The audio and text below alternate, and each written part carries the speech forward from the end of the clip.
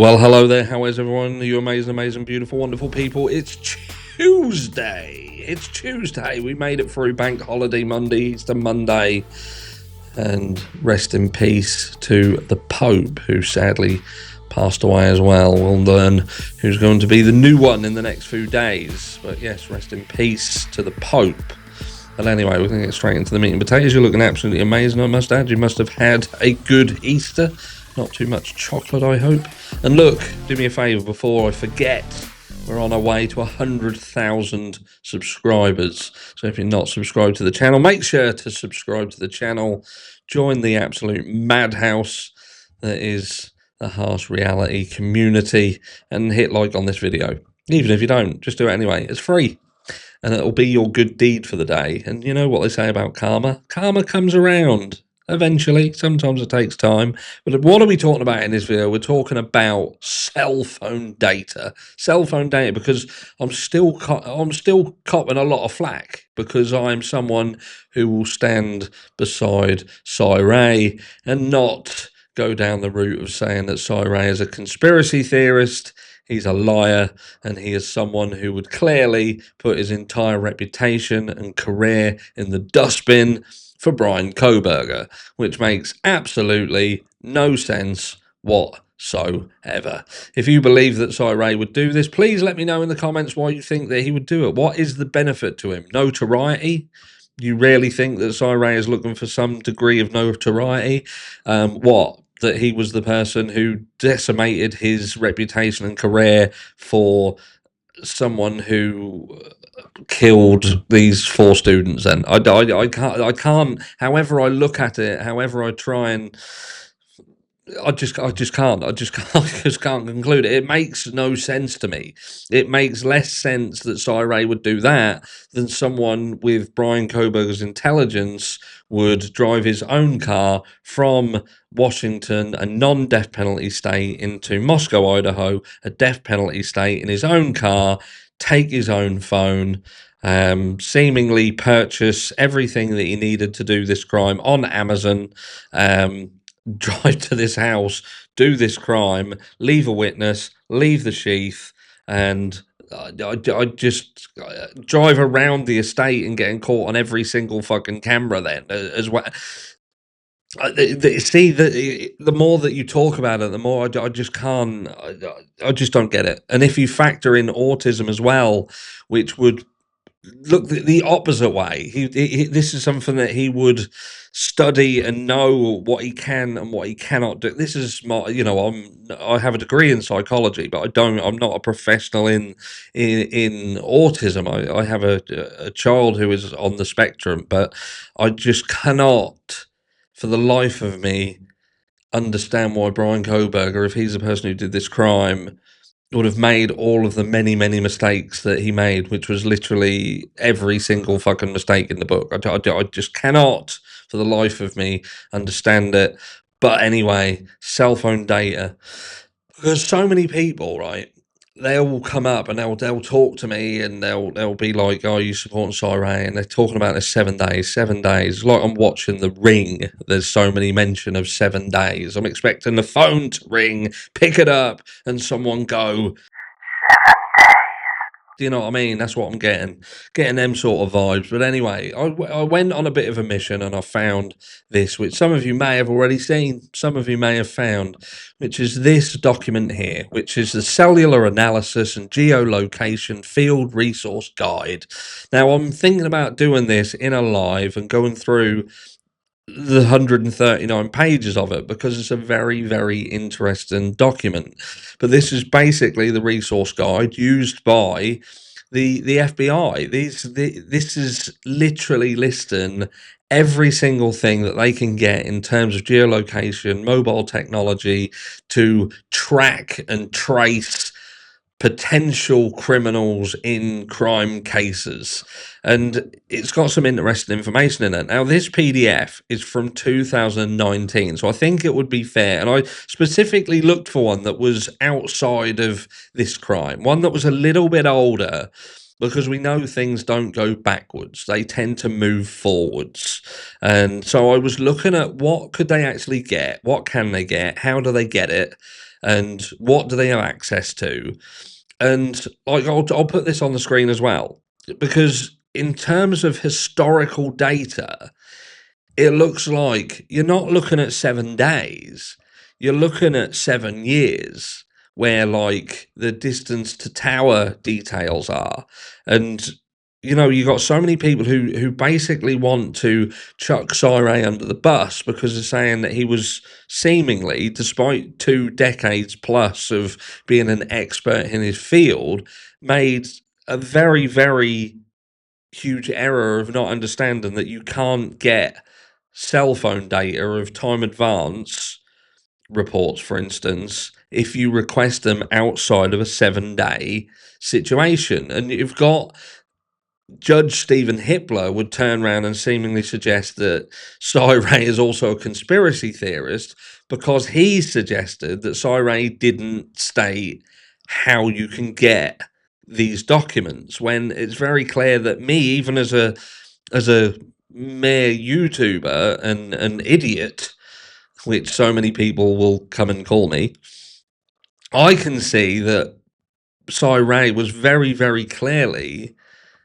saying that you can get these outside of this period simply by going through being in the FBI, because the FBI have access to certain things for certain periods of time and they have certain ways and means to get them. Now, is it morally correct to do it this way? Is there an issue in terms of the general public and how they may see things being done as a risk to their privacy? Yes, certainly. And that's why they're not massively open about how they can and what they do to get these things. But the fact that they're not forthcoming with that information because they don't want it widely promoted that they do these things in order to get the information that they require, it doesn't mean that the information doesn't exist, and it doesn't mean that it's not pertinent to specific situations, such as Bryan Kohberger. Because what we have to understand in the Bryan Kohberger situation is that he is being accused of a crime. He's at this stage is innocent of the crime because he's not been found guilty. People keep screaming about an alibi and they want an alibi. Well, if he's not at the property, law enforcement have been unable to prove that he's at the property. And the chances are that there was information obtained via the FBI through the means and channels that they have access to obtain them, and that would show Bryan Kohberger somewhere else, then that's his alibi. And the fact that the prosecution are not handing over any of the results of the search warrants that they set out around cell phone data, and then they go as far as to say that they're not supplying things because they simply don't exist. If that is proven to be incorrect or flat out lies, then you have an issue, because that would suggest that the prosecution are absolutely, undeniably withholding exculpatory or at least potentially exculpatory evidence. And that has always been the stance that Bryan Kohberger's defense team have taken, that he wasn't at this place at the time this crime took place. But let's just have a quick scan over this document, because this shows you all of the stuff that they do. And what I'll do, I'll just scan through, and you can pause on bits if you want to read specific things. You can pause and read if you like. But if you want to see a live on this entire PDF to actually go into really in depth into what the FBI can and cannot do and what they have access to, then let me know and we'll go through it. But there are some really interesting pieces of information in this doc. Again, the purpose of having this on the screen now is so you can indeed pause and read if you so wish. This basically tells you how they get the things. Like here, look, general record request requirements. So subpoena, toll records, no cell sites, call to destination, search, subscriber information, payment information, how payments are made, ESN, electronic serial numbers, IP addresses, how long the subscribers had the service, and phone equipment. That just takes a subpoena, and you can subpoena these results here.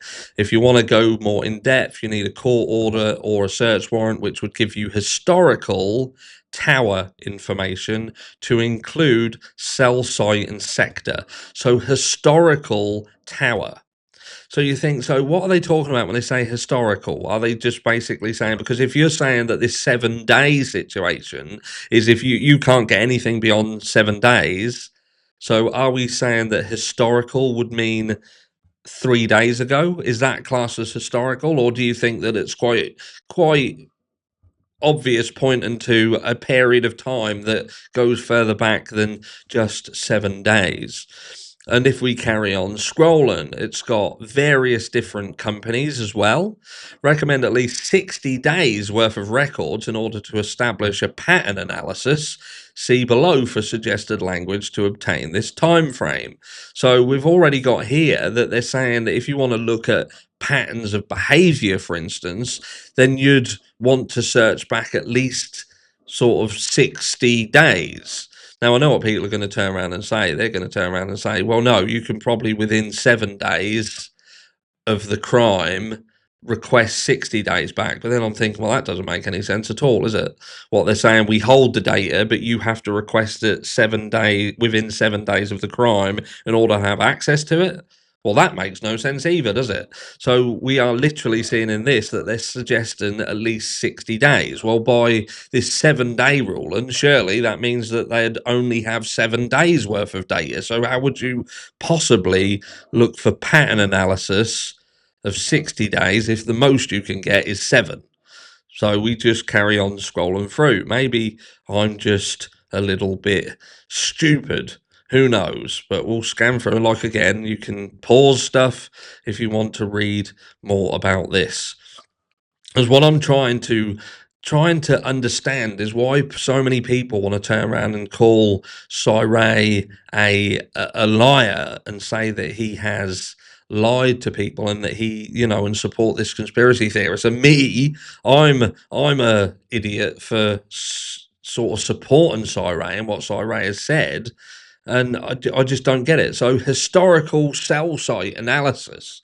Cellular analysis tips. Determine a phone company portable issues of the target phone. What services does the company offer? Are location-based services, triangulation, GPS ping, PCMD, true call, or timing advance available? Obtain necessary legal process. Use map and program to map. So that's what we're looking at here, look. So 5 steps to success. Set up tower list by combining 4 columns. This literally goes through everything of how to set it up. Import tower list into the mappings program. Plot addresses from crime. Now, some people are even flat out turning around saying, well, Payne wouldn't have known what he was looking at. Now, I would understand that if Payne hadn't seen timing advance reports before, he would need help. I don't believe that he would have not been able to understand more simple timing and phone data, because it looks quite simple, in all honesty, and there's information pertaining to that within this document.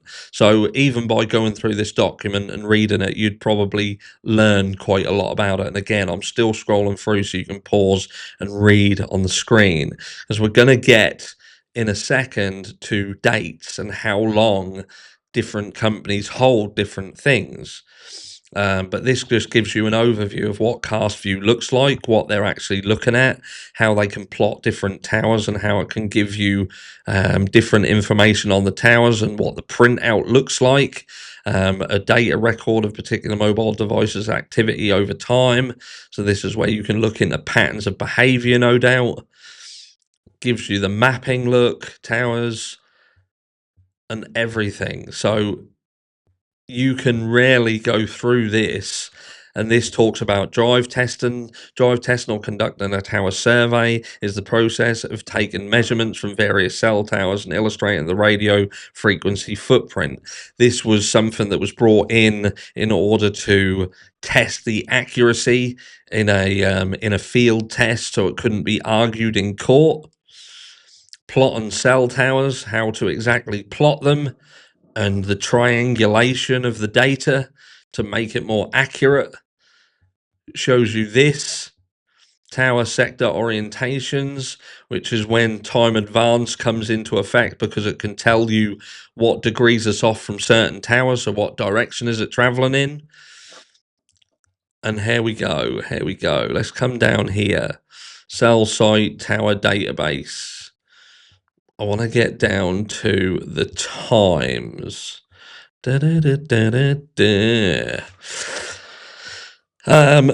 so much information. Again, I'm just scrolling through. So again, you guys, if you want, you can pause the video. You can look more in depth. You'll get to learn all about. This is like a teaching channel. You're going to get to learn about cast viz and mobile phone information. You'll be better than Payne by the end of this video. You'll know exactly what you're looking at and what you're actually doing. You'll basically be able to know whether Bryan Kohberger, like this providers section of this manual is blah blah blah, has more details on each of these services. So it tells you, we know that there's different names for time advance. It's been called different things over time. So like Nelos generates location event data via probes on the mobile network. Used cautiously. AT&T does not validate results. AT&T messaging results can get content and photos if subscriber has this feature turned on. Mobile locate triangulated coordinates of device based on timing advance or time on arrival and suspected radius emailed every 15 to 30 minutes. Use of 8-bins based mobile locate. So every time the phone does something like an action in the background when it's trying to grab information, like emails, for instance, the phone will be set up. So even if it's out of signal, the phone can have operations going on in the background, such as email capture, that can be running and therefore ping a tower. There is specific situations in which even if a phone is not showing a signal, it can indeed be showing location. Then it just goes on to location tools, common device analysis. It tells you about tower dumps, helpful when specific cell phone numbers have not been identified. However, they can be expensive. Cell phone providers only preserve CDRs for a limited time, yet tower dumps are retained longer. Tower dumps can provide a wealth of information regarding which phones were in a specific place and times. Legal threshold, need a court order or search warrant. So they need even search warrants for these tower dumps as well. So it'd be interesting to know exactly what they did and didn't have. Tower dumps here, look, AT&T, voices, yes, PCMD, RTT, NA. Data is available for 60 days. So the tower dumps, the data is available for 60 days. And there is even the costings of how much it costs there, look. And we've got some information. I want to try and get down. I can't remember what page it's on. We're getting through them, but it literally gives you information on how long they keep certain things for. So here we go. Provider retention periods, right? So AT&T subscriber is 7 years. Call detail records, 7 years. Cell site voice, 7 years. This is AT&T, and you can go across, look. You can go across to different ones. Subscriber, 2 years, 3 to 5 years, 7 years. Cell site, SMS, cell site data, 7 years. Tower dumps, 7 years. Perspective, blah, blah, blah. PCMD, triangulation. What do we got? Vault, store video, yes. Internet, web browsing, 1 year. Nelos, 90 days. So this is your time advance information. So a 90-day, and that's what they class as historic. Historic data, 90 days. There we go. T-Mobile, they don't. There's certain other ones that don't seem to. So T-Mobile don't. Cricket, AT&T, no, but Nelos, 90 days. Metro, no. 90 days on Sprint.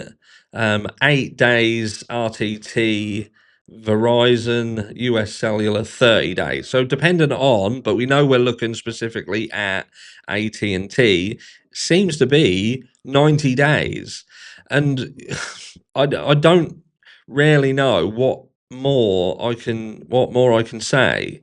It just seems that this 7 day situation, I can't confirm that the 7 days is viable. That Cyril made a mistake by saying that this information couldn't be obtained because we had surpassed a 7 day end point, cut-off point, in order to get that information, when everything that I read seems to suggest that there is historic data analysis available and it surpasses 7 days. But obviously you need to be certain entities in order to be able to access it, and there would be public, I don't know, they probably wouldn't be that happy about it if they understood exactly what could be accessed by whom and what it's used for.